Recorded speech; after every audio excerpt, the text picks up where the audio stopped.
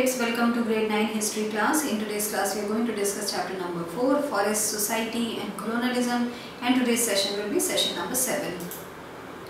So in this session में हम लोग discuss करेंगे forest transformations in Java के बारे में. Java is now famous as a rice producing island in Indonesia, but once upon a time it was covered mostly with forest. तो Java आज के टाइम में फेमस है राइस प्रोड्यूसिंग आइलैंड के नाम से इंडोनेशिया में. And once upon a time जब एक वक्त ऐसा भी था कि जब वो पूरा कवर्ड था फॉरेस्ट से, एंड देन किस तरीके से फॉरेस्ट से कवर्ड था, एंड देन वहाँ पे भी लॉज बने फॉरेस्ट के बारे में, जैसे कि हमारे इंडिया में हुआ जो कॉलोनियल रूल था उस टाइम में. तो all that we will discuss in this session. The colonial power in Indonesia were the Dutch, and as we will see, there were many similarities in the laws for forest control in Indonesia and India. तो colonial power जो Indonesia में था वो था Dutch लोगों का, and हम लोग देखेंगे किस तरीके से सिमिलैरिटीज़ थी जो लॉज बने थे फॉरेस्ट कंट्रोल के लिए इंडोनेशिया में एंड इंडिया में. तो जिस तरीके से ब्रिटिशर्स ने हमारे ऊपर लॉज लगाए थे, उसी तरह से हम लोग देखेंगे कि वहाँ पे भी इंडोनेशिया में डच लोगों ने they also did the same thing.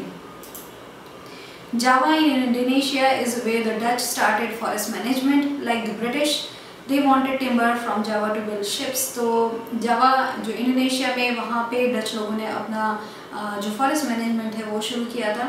British लोगों की तरह ही उनको भी चाहिए था जो जावा में टिम्बर है उसको शिप बनाने के लिए उनको भी यूज़ करना था. In 1600, the population of Java was an estimated 3.4 million. There were many villages in the fertile plains, but there were also many communities living in the mountains and practicing shifting cultivation.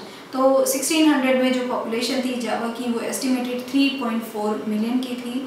वहाँ पे villages में बहुत सारे fertile plains थे, and there were also many communities जो थी वो वहाँ पे रहती थी mountains में, and वो लोग practice करती थी शिफ्टिंग कल्टिवेशन को, जिसकी बात करी हम लोगों ने अर्लियर सेशन में. Now the Kalans of Java were a community of skilled forest cutters and shifting cultivators. तो जो कलन थे जावा में वो एक कम्युनिटी थी जो वो स्किल्ड फॉरेस्ट कटर्स थे एंड शिफ्टिंग कल्टिवेशन के बहुत स्किल्ड थे वो लोग. तो वो एक कम्युनिटी थी जो जावा में रहती थी. They were so valuable that in 1755, when the Mataram kingdom of Java split, the 6,000 Kalan families were equally divided between the two kingdoms. तो the Kalan community वो इतनी ज़्यादा valuable थी because of the skill that they had कि जब जावा split हुआ 1755 में, तो माताराम किंगडम जो जावा की थी वो जब स्प्लिट हुई तो 6,000 जो कलन फैमिलीज थी उनको इक्वली डिवाइड किया गया बिटवीन, जब दो किंगडम बन गए वहाँ पे स्प्लिट हो गए. सो ऐसे अंदाज़ा लगा सकता है कि वो जो कम्युनिटीज़ थी वो कितनी ज़्यादा इम्पॉर्टेंट थी बिकॉज ऑफ जो स्किल उनको आते थे इसलिए. And they were like the skilled वहाँ पे फॉरेस्ट कटर्स थे एंड शिफ्टिंग कल्टिवेशन की भी वो बहुत स्किल थे. Without their expertise, it would have been difficult to harvest teak and for the kings to build their palaces. तो अगर कलन कम्युनिटी ना हो and without their expertise, it would have been impossible कि जो harvest है वो teak का वो किया जा सके. एंड ऑल्सो जो पैलेसेस हैं किंग्स के लिए जो पैलेसेस बनाए जाते हैं, it would have been very difficult to build those palaces without the skills of those communities. So because of that उस community की इतनी ज़्यादा skill थे कि उनको इसीलिए दो पार्ट्स में डिवाइड किया गया इक्वली, जैसे दोनों किंगडम में वो लोग बराबर बराबर हैं. एंड जो हार्वेस्ट करना है टीक का एंड ऑल्सो किंग के जो पैलेसेस बिल्ड करने उनके लिए both kingdom should have same amount of people, इसलिए उनको एकदम बराबर बराबर डिवाइड किया गया. When the Dutch began to gain control over the forest in the 18th century, they tried to make the Kalans work under them. तो Dutch लोगों ने when they began to take control, जब उन्होंने control करना शुरू किया over the forest in the 18th century में, जब उन्होंने कंट्रोल करना शुरू किया, so they tried to make the Kalans work under them. तो उन्होंने कोशिश करी जो कलंग लोग थे वो उनके अंडर में काम करें, तो वो दे थॉट कि वो उनके अंडर में काम करेंगे. एंड उन्होंने पूरी कोशिश की जो कि कलंग लोग जो उनके अंडर में काम करें. In 1770, the Kalangs resisted by attacking a Dutch fort at Joanna, but the uprising was suppressed. तो 1770 में because वो लोग जो कलंग लोग हैं उनको अपने अंडर में काम कराने की कोशिश कर रहे थे, तो कलंग लोगों ने रेजिस्ट किया. उन्होंने एक जो फोर्ट है जोआना वहाँ पे उन्होंने अटैक किया, जो डच लोगों का फोर्ट था, बट जो अपराइजिंग थी उसको सप्रेस कर दिया गया. In the 19th century, when it became important to control territory and not just people, the Dutch enacted forest laws in Java, restricting villagers' access to forests. So 19th century में जब ये बहुत it became very important कि वो territory जो है उसको control करें and not just people of जावा, तो केवल लोगों को ही नहीं उन्हें कंट्रोल करना था. They thought the Dutch people thought कि उनको now they have to control the territory also. So उसको कंट्रोल करने के लिए उन लोगों ने फॉरेस्ट लॉज जो थे वो लगाए, वहाँ पे रिस्ट्रिक्ट किया विलेजर्स को एक्सेस टू फॉरेस्ट. तो जिस तरीके से now we can see the similarities कि इंडिया में भी ब्रिटिशर्स ने they did the same thing.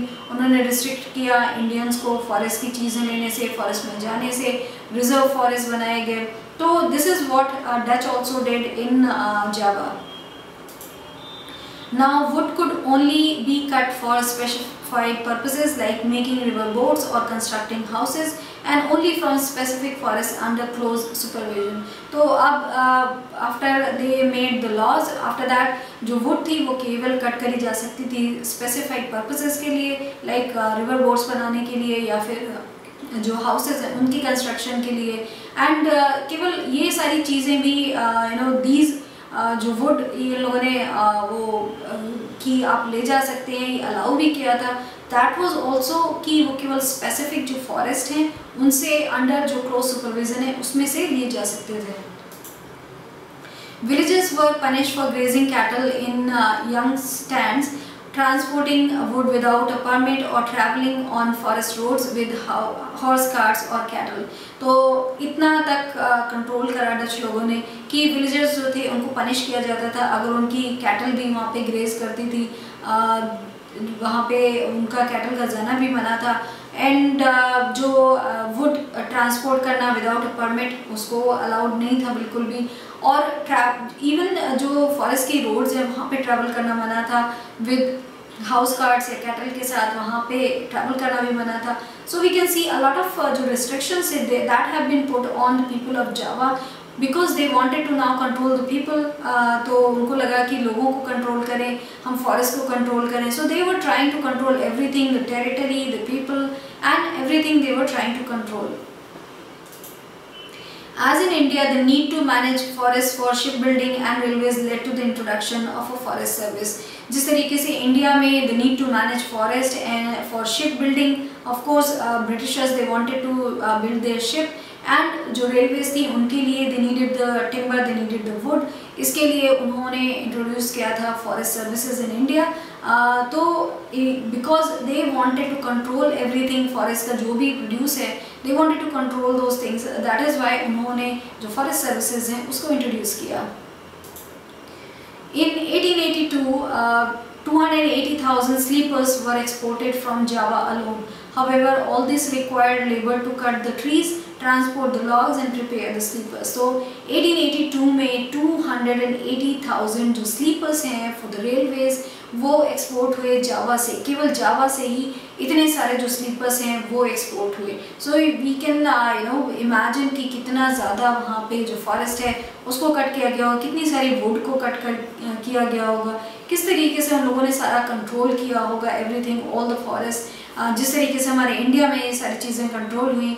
However जो ये सारी चीज़ें थी कि स्लीपर्स इतने सारे बने 280,000, उसके लिए लेबर भी रिक्वायर्ड था कि वो ट्रीज़ को कट करेंगे, ट्रांसपोर्ट करेंगे लॉग्स को, एंड ऑल्सो उन्हें फिर स्लीपर बनाने होंगे. Because you cannot take the wood and just put it on the railway tracks के लिए. उसके लिए आपको वुड कट करना होगा, पहले तो ट्री कट करना होगा एंड देन एक्सपोर्ट करना होगा एंड आफ्टर दैट उनको स्लीपर्स बनाना होगा. सो इसके लिए भी लोग लगेंगे. So that is what happen there कि इतने सारे जो स्लीपर्स हैं 280,000 उसको बनाने के लिए इसमें लोगों को काम भी मिला, लेबर था जो वो लोगों ने किया वहाँ पे. The Dutch first imposed rents on land being cultivated in the forest and then exempted some villages from these rents if they work collectively to provide free labor and buffaloes for cutting and transporting timber. Now Dutch लोगों ने first तो impose किया rent को on land being cultivated. अगर land को cultivate कर रहे हैं forest में तो उस पर उन्होंने rent impose किया. बाद में उन्होंने इस रेंट को एग्जाम कर दिया कुछ विलेजेस में, बिकॉज ये सारे रेंट को इसलिए उन्होंने एग्जाम कर दिया. अगर वो लोग वर्क कर रहे थे कलेक्टिवली, जो फ्री लेबर है एंड बफेलोज को अगर वो लोग प्रोवाइड कर रहे थे फॉर कटिंग एंड ट्रांसपोर्टिंग जो टिम्बर था उसके लिए. So if the people were working for them, for the Dutch people, then उन्होंने वो सारी चीज़ें उनके लिए एग्जाम्प्ट कर दी थी.